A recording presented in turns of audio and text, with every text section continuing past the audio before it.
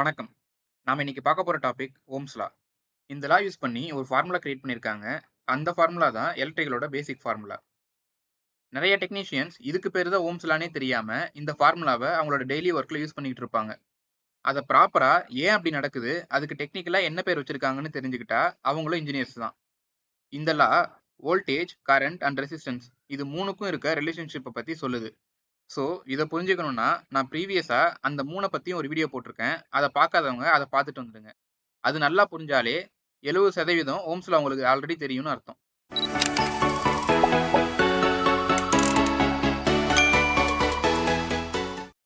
முதல்ல Ohm's law என்ன சொல்லுதுன்னு பார்த்துருவோம். அப்புறம் அது ஏன் அப்படி சொல்லியிருக்காங்கன்னு பார்ப்போம். ஒரு கான்ஸ்டன்ட் டெம்பரேச்சர்ல இருக்க கண்டக்டர்ல ஃப்ளோ ஆகுற கரண்ட் அதுக்கு அக்ராஸ்ல இருக்க வோல்டேஜுக்கு டைரக்ட்லி ப்ரொபோர்ஷனலாவும் அந்த கண்டக்டர்ல இருக்க ரெசிஸ்டன்ஸ்க்கு இன்வெர்ஸ்லி ப்ரொபோர்ஷனலாவும் இருக்கும். இதான் Ohm's law. Directly ப்ரொபோர்ஷனல்னா voltage increase பண்ணா கரண்ட்டும் இன்கிரீஸ் ஆகும். வோல்டேஜ் டிக்ரீஸ் பண்ணா கரண்ட்டும் டிக்ரீஸ் ஆகும். இன்வெர்ஸ்லி ப்ரொபோர்ஷனல்னா ரெசிஸ்டன்ஸ் இன்க்ரீஸ் ஆனா கரண்ட் டிக்ரீஸ் ஆகும். ரெசிஸ்டன்ஸ் டிக்ரீஸ் ஆனா கரண்ட் இன்க்ரீஸ் ஆகும். இத ஃபார்முலாவா எழுதுனா I equal to V by R. இத கொஞ்சம் மாத்தி எழுதுனா V ஈக்குவல் டு IR. இப்படி சொன்னாதான் நிறைய பேருக்கு தெரியும். என்னோட பழைய வீடியோ பார்த்து நல்லா புரிஞ்சவங்களுக்கு இந்நேரம் இந்த லா எப்படி வந்துச்சுன்னு புரிஞ்சிருக்கும். இருந்தாலும் புரியாதவங்களுக்கு சிம்பிளா சொல்றேன். டீடைல்டா வேணும்னா பழைய வீடியோ பார்த்து தெரிஞ்சுக்கோங்க. ஒரு கண்டக்டர்ல இருக்க ஃப்ரீ எலக்ட்ரான்ஸ் ஃப்ளோ ஆகுறது தான் கரண்ட்னு சொல்லுவோம். அந்த மாதிரி எலக்ட்ரான் ஃப்ளோ ஆகணும்னா வோல்டேஜ் அப்ளை பண்ணணும். வோல்டேஜ் அப்ளை பண்ணா பொட்டன்ஷியல் டிஃபரன்ஸ் கிரியேட் ஆகும். அதாவது ஒரு அழுத்தம் கிரியேட் ஆகும். அந்த அழுத்தத்தால ஆட்டம்ஸ்ல இருக்க ஃப்ரீ எலக்ட்ரான்ஸ் மூவ் ஆக ஆரம்பிக்கும். இப்போ வோல்டேஜ் நிறைய கொடுத்தா அழுத்தம் அதிகமா இருக்கும். நிறைய எலக்ட்ரான் ஸ்பீடா மூவ் ஆகும். வோல்டேஜ் கம்மியா கொடுத்தா அழுத்தம் கம்மியாகி எலக்ட்ரான் ஃப்ளோ குறையும். ஸோ இப்படி தான் current is directly proportional to வோல்டேஜ்னு வந்துச்சு. அடுத்து எல்லா கண்டக்டருக்கும் ஒரு ரெசிஸ்டன்ஸ் இருக்கும். எலக்ட்ரான் ஃப்ளோவை குறைக்கிற பண்போட அளவீடு தான் ரெசிஸ்டன்ஸ்னு சொல்றோம். ஸோ ஆப்வியஸா ரெசிஸ்டன்ஸ் அதிகமா இருந்தா எலக்ட்ரான் ஃப்ளோவை கம்மி பண்ணும்.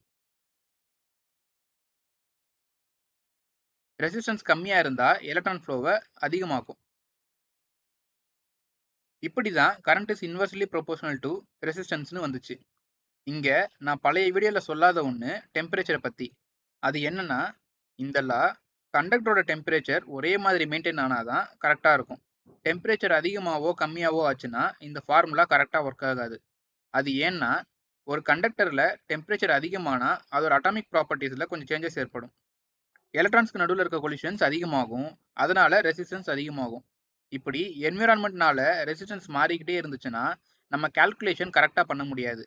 அது என்ன டிஸ்டர்ப் பண்ணுதுன்னு கால்குலேஷன் செக்மெண்ட்ல சொல்லும்போது புரியும். இந்த சர்க்யூட்ல ரெசிஸ்டன்ஸ் 5 ஓம் இருக்கு. அதுக்கு 10 வோல்ட் அப்ளை பண்ணா ஓம்ஸ் லா படி இதுல 2 ஆம்ப்ஸ் கரண்ட் ஃப்ளோ ஆகும்.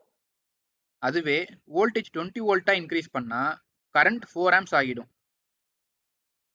அதுவே வோல்டேஜ் 5 வோல்ட் ஆகுனா கரண்ட் 1 ஆம்ப்ஸ் ஆகிடும். ஸோ இங்க பாத்தீங்கன்னா வோல்டேஜ் இன்க்ரீஸ் பண்ணா கரண்ட்டும் இன்க்ரீஸ் ஆகும். டிக்ரீஸ் பண்ணா கரண்ட்டும் டிக்ரீஸ் ஆகும்.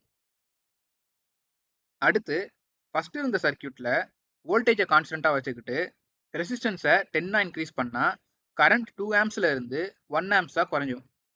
அதுவே ரெசிஸ்டன்ஸ் 1 ஓமா டிக்ரீஸ் பண்ணா கரண்ட் 10 ஆம்ப்ஸா இன்க்ரீஸ் ஆகும். அதனால தான் current inversely proportional to resistance. சரி, இப்போ இந்த கால்குலேஷன்ல ஃபார்முலா படி கரண்ட் 2 ஆம்ப்ஸ் ஃப்ளோ ஆகணும்னு பார்த்தோம் இல்லையா? அதுவே இந்த கண்டக்டரோட டெம்பரேச்சர் ஸ்டெடியா இல்லாம இன்க்ரீஸ் ஆச்சுன்னா இந்த ரெசிஸ்டன்ஸோட இன்டர்னல் ப்ராப்பர்ட்டிஸ் சேஞ்ச் ஆகி இதோட ரெசிஸ்டன்ஸ் 5 ஓம்ல இருந்து ஃபார் எக்ஸாம்பிள் 7 ஓமா மாற வாய்ப்பு இருக்கு. அப்போ இதுல ஃப்ளோ ஆகுற ஆக்சுவல் கரண்ட் 1.42 ஆம்ப்ஸா இருக்கும். ஆனா நம்ம டெம்பரேச்சர் அண்ட் ரெசிஸ்டன்ஸ் மாறுறது தெரியாம இதுல 2 ஆம்ப்ஸ் ஃப்ளோ ஆகுதுன்னே நினைச்சுக்கிட்டு இருப்போம்.